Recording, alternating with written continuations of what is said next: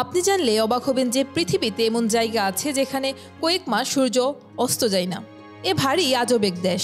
রাতের বেলায় সূর্য উঠে বলে এই দেশকে বলা হয় নিশীথ সূর্যের দেশ। এই দেশটির নাম আসলে নরওয়ে। এখানেই মধ্যরাতে সূর্যকে দেখতে পাওয়া যায়।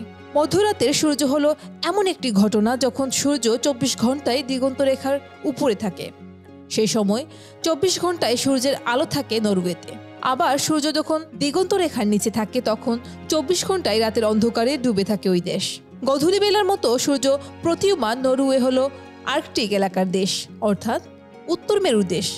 উত্তর গোলার্ধের মেরু অঞ্চলে এই দেশের অবস্থান। এখানকার সূর্যের গনগনে আঁচ মেলে না। এখানকার সূর্য হলো গধূলি বেলার মতো। প্রায় 76 দিন এখানে সেই গধূলি বেলার মতো সূর্যকে দেখতে পাওয়া যায় টানা।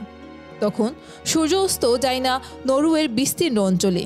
সারাদিন সারা রাতই সূর্য আকাশে প্রতীয়মান থাকে। নরওয়ের হ্যামারফেস্ট ও শালবোর্ড মাত্র 40 মিনিটের জন্য সূর্যাস্ত হতে দেখা যায়। প্রতিদিন সূর্য 40 মিনিটের জন্য অস্তে যায়, অর্থাৎ ওই 40 মিনিট ওই রাত, বাকি সময় দিন থাকে নরওয়ের ওই দুই জায়গায়। হ্যামারফেস্ট নরওয়ের সবচেয়ে উত্তরের শহর।